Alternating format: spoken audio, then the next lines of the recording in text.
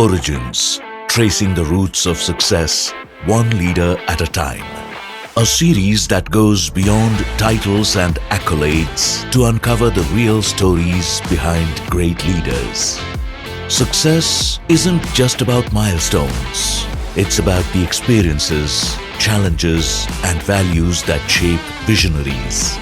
Through this series, we explore the defining moments, early influences, and leadership philosophies that have driven some of the most inspiring minds. What fuels their ambition? What lessons shaped their path? And how do they continue to impact the world? This is Origins, where leadership meets legacy.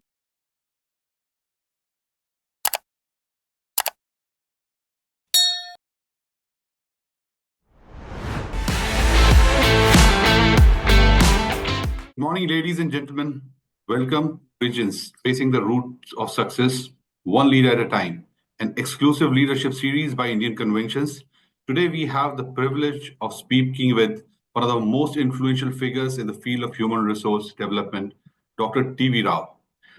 Dr. Rao is a pioneering force in HR, having played a key role in shaping HRD movement in India as a chairman of TVRLS and founding president for NHRD Network. He has made a lasting impact on leadership, talent development, and organizational growth. A former professor and board member at IIM Ahmedabad, Dr. Rao has contributed immensely to the education, research, and professionalization of HR practices across the country. His expertise extends beyond India, having served as consultant to UNESCO Bangkok, USAID Indonesia, UNIDO Malaysia, and Commonwealth Secretariat London. Over his illustrious career, he has worked with over hundreds of organizations, both in public and private sector, guiding them in HRE strategies and leadership development. A prolific author, Dr. Rao has written over 60 books and has been honored with numerous accolades, including Ravi Mathai Fellow, AIMS, Asia Pacific HR Professionals of the Year 2019, and Lifetime Achievement Award from Indian Academy of Management. Beyond his academic consulting contributions, Dr. Rao remains thought leader inspiring generations of HR professionals and business leaders. Dr. Rao, it's truly an honor to have you with us today. Welcome today.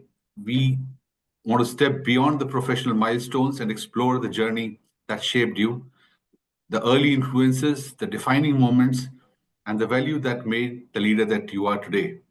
And we always refer you as father of HR in India. So let's start from the very beginning. Welcome, sir. Thank you. Thank you, Tadis, for the kind introduction. I think that's too much of an introduction you have given me. It's very nice to listen to one's own biography. We wish to, listen more about from the beginning, and we would like to understand from the early life and the influences that you had. So can you take us back to your childhood and youth, where there are any defining moments, family values, the personal experiences that influenced your leadership and philosophy? And who are the biggest models or mentors while growing up, sir? Tadis, thank you for this question. Normally, people don't ask me anything about my childhood. I think this is one of the first few occasions when someone asks me about my childhood. I must tell you that my childhood is very unusual. I was born in a family of agriculture laborers. My mother was a laborer, daily wage laborer. She was, of course, a mota mistri also. And my grandfather also was more of a. They were all not literate people. I mean, the story goes, my father was the richest in the village and my mother the poorest. They fell in love with each other and they ran away from the village. When I was conceived and I was just born, the rich people from the village got my father back to the village and got him to marry somebody else. So that's when I lost my father, because he had all kinds of issues, and then he sold his property from the village and went away, left my mother to fend herself on her own. So my mother had many avatars. When I was young, she used to be a laborer, and in fact used to lead the group of women in the village for a number of things. Later part of her life, she became an Ayurvedic doctor. She picked up Ayurveda and then started treating people. That didn't gel well with her. I think after some time she became, because Ayurveda didn't give her much money, and that later she shifted to be business. She used it to be a rice in rice business. She would get the paddy from all around villages and sell it to the merchants and so on. Much later, of course, she went into politics, and when she died, she was secretary of the Andhra Pradesh Mahila Congress Committee. Could not read and write, but used it to lead a large number of people. Now, why I said all this was, it is my mother's determination to get me educated, which got me to whatever I could. So, if you really look at my first 20 years, we lived in a thatched hut in a village in near Vijayawada, Krishna district. And I fortunately had a school in my own village built by the then Andhra Pradesh Congress Committee president and also a independence worker, one Kakani Venkatratnam. He constructed a school, and that is the school in which I studied. Up to my 11th standard, I was in that particular school. Now, if you ask me who are my role models, obviously, father can't be a role model for all the nonsense he had done. My mother, by virtue of her hard work and drive to keep on doing and excelling in whatever she does, I think one can say unconsciously this impacted me. But more than that, the most important mentors in my life have been the film actors. Films I have seen, N.T. Ramarao, A.N.R. Nageshwar Rao, and S.V. Ranga Rao. These were my favorite heroes. It's not their life is of any is a role model. It is the characters that they have played. I loved, I think, seeing NTR as Lord Krishna, and the manipulativeness he has, the strategic thinking he has, and the concern for larger welfare and things of that kind. Or Lord Ram, for his faithfulness, for his devotion to his own family and things like that. And I think the best of all of them is Hanuman, Anjaneya. I think I always liked that character. Unless you praise him, he doesn't recognize his strengths. Yeah. And of course, there are many movies where the hero was always fighting the evil and working for the larger good. So I say my mentors were the filmy characters, and certainly some teachers, but I don't call them mentors. They made a lot of difference in my life. I think they are the ones who helped me to be whatever I could be later. That's so nice to hear from you, and it gives me a little confidence because I also get inspired by movies and do a lot of things around it. So that's one good thing to hear from you. And parents always, your mother played a major role, and Yes. so good to hear that she made a mark in her life, and she made you the father of Indian HR. So that's amazing story to hear. So we'll also discuss about you came at a very early stage and recognized what HR could do and what changes could be brought about, and you facilitated the HR the movement in India. So what inspired you to focus on HR and the leadership development, and what was the most defining moment in your career that set you on this path, uh, leading the entire thing, creating an HRD, and numerous things that you did? Yeah, Talis, I think it is almost there are many bricks, not one brick, one can say, brick by brick. I think I started as a mathematics, physics, science graduate from Loyola College. So I was into science, but that science we learned was by mugging up. The real learning of whatever I have learned took place when I joined the Bachelor of Education in Mysore, in a college that was started by NCRT, Regional College of Education. And those days we had Ohio State University collaboration. We had some of the best professors in psychology who taught us foundations of education and psychology and so on. So there is one particular professor, there are 3, 4 of them who impacted me quite a bit. One professor of psychology who told me when I was wanting to do after my B.Ed MSc chemistry, he said, "You'll be wasting your life. You should go and do your master's in psychology. I have seen you having special aptitude." So this is a defining moment in my life. I think when he said that, of course, I told him, who is going to admit me into psychology when I am a science graduate? He wrote a letter to the professor at Osmania University, uh, demonstrating that B.Ed in Mysore Regional College is equivalent to a BA psychology and more than that, masters in education and so on. And he will not be making a mistake if he admits me.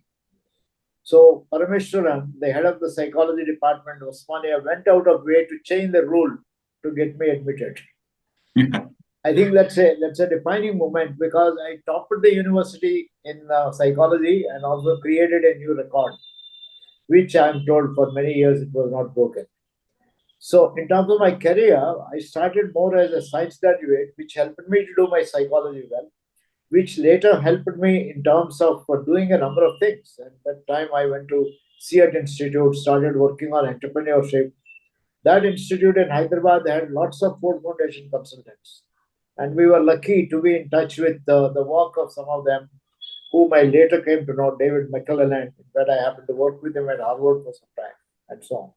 So if you ask me for what laid the background, I think it is the B.Ed, Masters in Psychology, and later I joined working with the National Institute of Health Administration.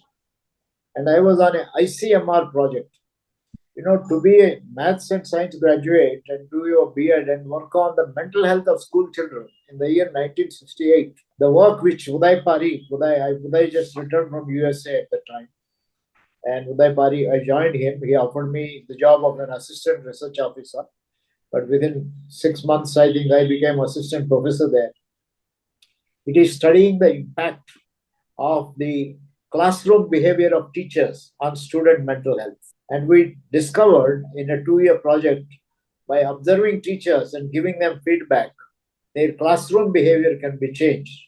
And when teachers change their behavior, student mental health also can be changed. Students can become, these was in 50 schools of Delhi, 1969, 70, 71. We used to visit schools, sit in the classroom, observe teacher behavior. Now, many people don't know that this formed my entire orientation toward what we later called as HRD in corporate sector. That is why you will find the concept of HRD I talk is much broader. I talk of HRD at community level, country level, and corporate sector level happened because of the Larsen and Toubro consulting work which Uday and I had done in 1974. That is when I think I don't know how much you will be interested. Most people know the story of how we got into look at the performance appraisal system, redefined it, and we said the personnel department can't create happiness at work. And you need a department which can build competencies of people, commitment of people, and also build culture. So we would like to hear the story. I think we will document it here. I think it was 1974. Dr. Uday Parikh and I, 73, I joined IIM Ahmedabad. Uday Parikh joined a year before that. And L&T asked Uday to review the performance appraisal system of Larsen and Toubro. So when we normally always used a philosophy, I used to teach organizational behavior at IIM Ahmedabad. Largely personal dynamics, interpersonal dynamics, group dynamics. These used to be my pet subjects. Also entrepreneurship. These were the subjects. So our philosophy is any people-related system you want to change, you have to talk to people. So Uday and I interviewed about 40 to 50. In those days, L&T was small, not very big. Although it's a known engineering company, Hawk Larsen was still around. N.M. Desai was the chairman. So we interviewed about 50 of the managers to ask them, what kind of an appraisal system do you want? I still remember even today, one of the persons I interviewed, I was very young. In 1974, I would have been about 28-year-old. And this young manager, maybe about 4 or 5 years older than me, A.M. Nayak, is a dynamic person who later became the president of L&T, and you know the history that he has created. He used to smoke cigarettes, and he took me to the canteen, and then he asked me very critical questions like, Professor, tell me where is performance in our appraisal. And then he came up with his own thoughts. I mean, it is the thoughts of these 50 managers of L&T which gave birth to our conclusion that performance appraisal cannot be treated in isolation. If you want people to perform, you should create conditions for performance, which means you should look at the culture of the organization, which means you should look at the values, and you should treat them with respect so that they are motivated to give. You should clarify their roles. We identified about 6 systems which can create happiness at work, commitment, culture, and competence building, which include feedback and coaching, training and development, career planning and counseling, HR information system, and things like that. So we said personnel department can't perform this. And I still remember the day when Uday Parikh and I were sitting in Taj Hotel in Bombay, and in the old Taj, and then sitting and then putting all our notes. And at the end of it, Uday said, performance, the personnel department can't do this work. T. Venkatesh, we should create a new department. And let us call this Human Resource Development Department. That is 1974 end. That is how the HRD, nowhere in the world a department called Human Resource Development Department existed. We didn't know that at the time. We thought we are conceptualizing this. And we went and presented to the L&T board. L&T board unanimously agreed and appointed an implementation committee. Then we reviewed and then created a new function called HR function. HRD is very narrow at the time. HR function is much broader, which included recruitment and manpower planning and a whole lot of other things. So that is when it became, and Uday went and gave, I think this was accepted, we were implementing. Dr. Parikh went and gave a talk on the new system we are envisaging in L&T. In State Bank of India board, there used to be one Talwar, who was the chairman of State Bank. He listened to Dr. Parikh and he suggested to board we should start a HRD department. So State Bank was the second organization to start a human resource development department. It took quite for some time for them. Then the third one was Bharat Movers, a public sector, where one of my colleagues, Professor S.K. Bhattacharya, our director, IIM director, ex-director, Ravi Madhai was on the board of BML. Apparently, when BML was a 70 crore company, Ravi suggested to them, you're thinking too small, think big. And the General Mani, who was the chairman and managing director at that time, asked Ravi, can you help us to think big? Now, Ravi said, I'll send a professor to your place. He will review the situation and help you to think big. So it was S.K. Bhattacharya who went. I think S.K. was a very well-known organizational theorist in India. Unfortunately, he died in early 90s. He went and told them how to become from 70 to 700 crore company. And in that, HRD formed one of the components. If you want to grow and expand, you need talent. If you want to have talent, start putting boxes, start aiming at, be clear of this. That's when BML asked me, can you join and help us to build the HRD department? So I spent a year with them as a general manager. I didn't want the designation. I said, call me an advisor because I don't want to lifelong work in a defense sector country. So I like to write and so on.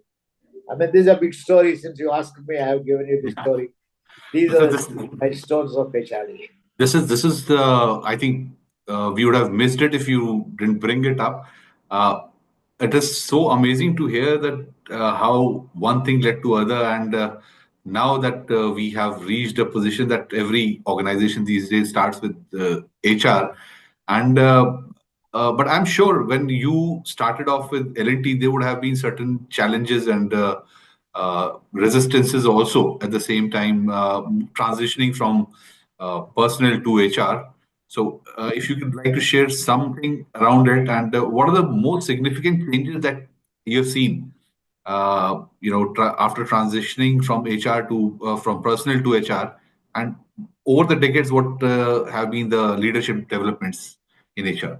I think the most critical part of transitioning from personnel to HR is you can't, once you have a department and a very important department, which is the personnel department, you can never dismantle it. Yes. One possibility would have been to simply dismantle it and start a new But then what happens to all the significant work they are doing, which includes industrial relations, employee Yes. welfare, health, I mean, looking at health and hygiene, recruitment, manpower planning, and all this. So we structured, that is why we call it now HR function. HRD is only a subset of HRM, HR function, HRF. HR function deals with HR administration as well as a personnel management part of it. So we conceptualized HRM to deal with HRD, HR administration, and personnel management, or actually industrial relations is a major part of it and things of that kind. But unfortunately, what happens is when you have three departments, industrial relations, personal administration, and HRD, always crisis takes precedence. For Yes. a number of years, until 1995, 75 to 95, for 20 years, most corporations are still driven by IR, industrial relations. Employees, I think you have to be, until I think we liberalized and we started learning from multinational companies and so on. Not only that, the American tradition of training and development suddenly started calling themselves as HRD. So in America, training and development meant HRD. The new name of HRD was training and development. Some of the Indian corporations immediately copied that. For example, BHEL in Delhi called its training institute as HRD Institute. Whereas for us, HRD is a philosophy, it's a number of systems. It starts with commitment, competence building, culture building. Whereas you are calling, some people calling training as HRD. Some others simply renamed personnel as HR. In fact, HRD became HR department rather than HR development. Right. So there was a lot of dilution by 1985 of HRD. That's the reason why I started this National HRD Network, to promote HRD as a philosophy, as a way of life, and things like that. Okay. So the biggest challenge, I mean, even today, the challenge in some ways remains, is how do you get HR people who are designated as HR to focus on competence building, commitment, and culture building rather than on HR administration. HR administration means recruiting people, supplying all kinds of transportation that is required, housing that is required, facilities required, compensation that is required, managing disputes. These, even today, unfortunately, take precedence over building for the future. It is the stability versus growth, or disturbance versus stability versus growth. So I don't say that we have totally grown out of the mindset of industrial relations and administration to growth orientation. But I'm only saying we are not entirely grown, but we have come a long way in the last 30, 40 years, particularly post liberalization. We have had some excellent HR people who read HR. I mean, they are all, I mean, you know, some of them, people like Santrop Mishra, Arvind Agarwal, Akhil Gusrai. Most of them are on your committee of awards and so on. These are the people who are fairly HRD driven. They made a lot of difference. But if you ask one challenge, the ability to grow out of the administrative mindset and deriving power for oneself to giving power to others is a major issue. HRD is an empowering function, not a power gathering function. So that's always a big challenge, Tavis, for every corporation. That's no. Still, the evolution will happen, and probably we'll see better days forward, and people are working towards it. And we also see you as in the thought leadership and in consulting, and you've worked with organizations across all sectors, in nationally and internationally. What are the key insights that you gain from the consulting experience, and how do you see HR evolving in the digital age, and what should the organization focus on today? One key insight that I have always been finding, with not only today, it has always been there. In psychology, there is a concept called functional autonomy, which says an activity you have started to fulfill a original need becomes autonomous. And even when the original need does not exist, you will keep continuing that activity for its own sake. It becomes a new motivation. So, for example, getting forms, performance appraisal forms filled on time is a necessity. But it becomes the main function of some of the HR guys. Organizing number of training programs becomes main function rather than what is happening to people at all. So this concept of means becoming ends, which Mahatma Gandhi realized quite some time back, and he said, don't forget the means. Means are as important as ends, but also don't forget the ends because means can totally take care and destroy your. So in most organizations, I mean, you look at the organizations themselves. Every organization is started with a purpose to serve somebody or the other. Service is the purpose. Profit is a means. The more profit you make, the more you can grow. But somewhere down the line, from some corporations, profit becomes the end. Now, understandable. But once you forget the purpose and you only get profit driven, that is when you start becoming destructive. Now, this is a major challenge. When how can we tell people that do not forget the purpose? Always keep remembering. I'm not saying don't aim at profits. You should aim at profits. Profit is a good way. If you don't aim profits, you can't serve a large number of people. But you only aim at profits and don't care about people, then I think you're doomed. This is a major challenge. How do we differentiate tools that we have initiated, HR tools, any tool, it may be coaching. When you use coaching, you can commercialize coaching and say that now I'm giving you a coach. We have 100 people coached. So, is that enough? Is that what you're doing? Now, that means you have commercialized coaching and you're only counting the numbers. You're not looking at once you coached a CEO, how do you create an environment where this CEO who has been coached, who acquired new talent, can make others also empowered and things like that.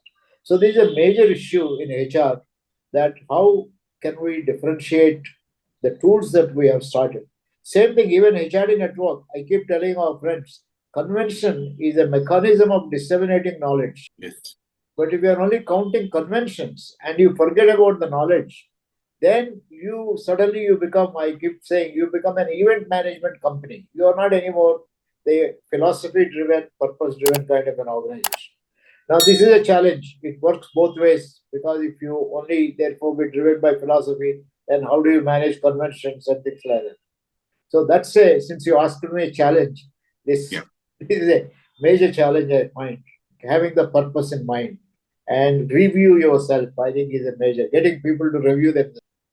I hope that makes some sense. Definitely, sir. Definitely does because, as you rightly said, there was something that during MBA we used to read was dy by dx, and that is profit maximization, and that is what is taught to us when we are doing our academics, and all the everything is target driven, and at the end of the day, the profit becomes the, as you said, the end becomes Right. the Right. most important thing. But yeah, for sustainability is required. One more thing I have noticed, I might shoot out of time also, but I would like to share that in most of the cases that we see around, there are a lot of people who are trying to solve problems these days. Yes. Everyone is trying to solve a problem, and probably that they are not the problems that we had. Recently, we have these delivery apps which have come in. So earlier, I used to walk down to the shop and pick up something whenever I need it, but they have solved my problem that I don't need to walk out of my home. And so there are certain, and there is profit maximization that happens because of that. So probably you don't need a person doing that. You don't need to hire house Absolutely. house help to do those things, and you have things being delivered at your doorstep. Things are so easy, so they have solved the problem probably that I didn't want that to be solved in the initial space. So these as you rightly said, and after that we see a lot of these organizations, they are burning out, they are burning money, and they are raising funds, and most of them are even not profitable these days. So that's a new form of business that has come in. So, so any thoughts on that, sir? Technology should solve many of these. Technology should take care of all administration of HR. And not only HR, everyone. Release them to do more productive things, particularly Absolutely. because most jobs will become people management jobs. Every job is going to become a people management job, not only HR. And in this, the HR job will be to help people to manage people better. Absolutely. So I think all the technology, AI is going to be a great source, provided we use it productively for administration, drudgery jobs. I mean, that has happened. That is how you find even AI machines or the human beings you create out of the AI are only doing some routine things. Okay. So I think this is a great thing that is happening in the AI world, technology world. I agree with you. You spoke about AI, and the next thing that we are talking about is your writing and knowledge sharing that you have been doing over past so many years. And I would say you've done phenomenal work. I think more than what AI could do. You've written 60 books. And so, what drives your passion for writing and sharing knowledge? Because writing 60 books at the same time, creating nationwide network of human resource professionals. So I think that's more of a task, of a lesser human wouldn't be able to do. So if you like to talk about the passion for sharing and anything that you would like to talk about from your collections that HR professionals and leaders should read. Yeah, that is, I think these are both integrated, starting the network, building it up, as well as the passion for writing. I think passion for writing, I don't know. I think it happened even when we were students in Osmania University. Our professors encouraged us to do experiments and publish in journals. This is the year 1960, 667. Then I worked on small scale industries. And then that was the time when Somnath Chattopadhyay was my guide. He used to work with Seat Institute. All of them used to encourage when you have found something, what is the point of keeping it in a book or research paper? Make it available to people. So somewhere it is in the mind that when you have knowledge, you should share. Otherwise, you are not doing justice to it. I think this is what either Uday Parikh or me or all of us, I think we love sharing whatever ideas. And when you share what happens, you also grow because somebody can contradict or somebody can build on it and things like that. So it became a part of it. And I am restless today. For example, post pandemic, I've given up the habit of writing with my hand. Earlier, I used to write on a piece of paper. And typing, I'm not learned typing, but anyway, you sit in front of the computer and type. Now, all machines are available. So you want to express. So I pick up, sit in front of the video and then have reviews. I have about 400 video films available on YouTube, short ones. So you are restless unless you share. And when you share, what happens is you get a pleasure when people listen to it, they build on it, then they contradict it, then you get another kind of. And that is what growth is. So that is what keeps me. And regarding the 60 books, quite a few of my books are collaborative ventures. Out of the 60 books, about 15 of them I wrote along with Uday Parikh. Both of us, I think, used to do. And another 30 of them, I have collaborated with 40 different individuals from different countries. So they are also learning, I am learning. But it is only those 15 to 20 which are my own kind of contributions. You see one of them, effective people behind me. I think that is entirely my own. Like that, there are quite a few I'm passionate about. And normally I get stimulated when I see something not happening the way it should be. For example, HR, the way we formulated and worked for 20 years, was not happening. So we started saying we create a HR audit. And I wrote a book on HR audit. How do you audit? And then I have given a totally new format to the book. You not only audit the systems, you audit also top management styles. You audit the strategy, you audit business, and the whole lot of things. Or I think I struck upon something which was called as 360-degree feedback. Americans called it 360. But I used to attend this Indian Society for Applied Behavioral Science, ISAPS. I'm sure you know about it. They run T-group training, which was started by Dharani Sinha, Nitish Dev, Ishwar Dayal, and all of them.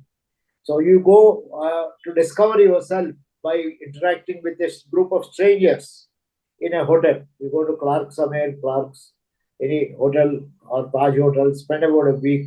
The group works as a mirror, and in the end of the week, you would have discovered something about you because strangers are more credible. If a stranger tells you that you're not interpersonally nice, I think you seem to have an ego, etc. you accept it much more than when your colleague tells you, don't be so egoistic. This is what I learned in the way. But I said, no, I don't agree with this. You are interacting with a group of people who have some feedback to give, but you seem to accept stranger feedback. Can we therefore take out the stigma out of the, suppose I find this person who knows you or whom you know, and then create a mechanism where he gives you anonymous feedback and you don't know where it has come from. That is how I created what Americans called as 360. This I have done in 1986 in IIM Ahmedabad. In 1990, somebody called it 360 feedback. So it is a desire to learn. I mean, the most important secret is talking is throwing light. Listening is receiving light. You keep on receiving this and so on. So that is the secret of, if you ask me, of writing these books. And how it helped. Network is actually a story where in 1985, when we started it, there were a lot of things happening in the country. There are some very innovative HR managers. Their innovations are not known. There are some managers who are struggling to do HR, but their CEOs are not letting them do. So we discovered in a seminar of Larsen and Toubro and XLRI, I was a L&D professor of XLRI, we conducted a seminar. We discovered that there are some wonderful HR guys. Like one HR guy said, when he was recruited as a HR manager, his CEO had no idea what HR is, but it's fashionable to have a HR manager. And he said, after having recruited me, he has not given me any job. I was wasting my time. I was only counting table and chairs. But I enrolled myself in a local management association and asked the management association to invite my chairman to talk of HR. Now imagine this. He enrolls in a local management association and gets them to invite his CEO to talk on HRD. And when CEO gets the invitation, he obviously came to me and asked me, what do I do? And I give him your book. He tells me, Professor Rao, Uday Parikh and Rao's book, this is what HRD is, sir. He went through the book and then he gave a lecture. He came back and he talked to me. Now give me a plan of what we are going to do with this. That changed my life. And it's an interesting experience this fellow narrated. And we said, now look, like these experiences are available. Can we therefore network? Can we learn from each other? That is how we started Network. For 5 years, what we were doing, some of us, were only networking to share knowledge. Mind you, this is 1985 to 90. It was even difficult to, I think Sam Petroda just entered, STD, ISD, other things were just beginning to, telecom revolution is just beginning to take place, unless you physically talk to people. So that is how we conceptualized the network. We built it, we started newsletter, we started conventions, lots of things. I think those 5 years were the time when we are able to sow the seeds for National HRD Network and so on. And later, I think so many good things have happened. So I hope I answered your question. I can go on with your stories. Yes, sir. And it's always a pleasure hearing from you. In fact, this is the lengthiest discussion that we are having. Mostly we meet in events and stuff. So, we hardly get too much of time to interact. So moving to the last part is that you've been receiving prestigious awards like Asia Pacific HR Professionals of the Year and the Lifetime Achievement Award. How do these recognitions reflect your journey and contribution to the field? And based on the entire journey, what is the legacy that you wish to leave behind for the HR community? Well, number one, I think these awards, the nice of all these agencies and people who thought of me and who awarded this, I certainly value them. Like when Association of Indian Management Schools conferred on me this fellowship, Ravi Mathai. I worked first 10 years of my work in IIM Ahmedabad was with Ravi Mathai. And it was very sentimental to me. Yes. It was very sentimental to be called as a Ravi Mathai Fellow of AIMS. But when you come to the other awards, all many Lifetime Achievement Awards and other things, to me, they are opportunities to consolidate my thoughts and give a good talk. So that helps me. Okay, if I have to give a talk, then okay, now they are awarding me. I must therefore recapitulate what are some of the good things that I have done, which made them feel that I deserve this. But also set a kind of a future path. So these awards helped me to think more in terms of using the past, how can we set for the future. Otherwise, they don't mean anything, because most of these awards have come at a time where I didn't need to add them to my biodata for any other kind of a Yeah. So that is the one. And in terms of the legacy, I kept thinking about it. I tried to build a few people to carry on, but I discovered it doesn't work. I think if you ask me, Uday and I worked for, I joined Uday Pari when he was 44 years old and I was 22. When he died at 85. I was, I think, 20 years younger than him. I was just about 60 and odd. He died at 85. I was 62, 63, something like that. Barring him, I have not had that kind of a long association with anyone. People I wanted to develop, I think they work with me for 3, 4 years and then they go for greener pastures. So therefore, I say I can't therefore treat people as my legacy, but I can treat books as my legacy. Wow. They are always there. Whatever I think, I've documented. Like this book you see, Effective People. People can keep writing, improve on it. These are just about 70 cases I've written. And we are training a large number of others to write cases. So all that I say, my writing, my videos, I think whatever I have, this is the only legacy. And I think people can build on it. It changes. After 15, 20 years, there may be new knowledge and so on. It's nice if some people remember. If they don't remember, it's fine. I think the world would have changed and they may not require people like us. So that won't happen. And as you said, that the awards and the stuff that you got, you couldn't add to your credentials at that point in time.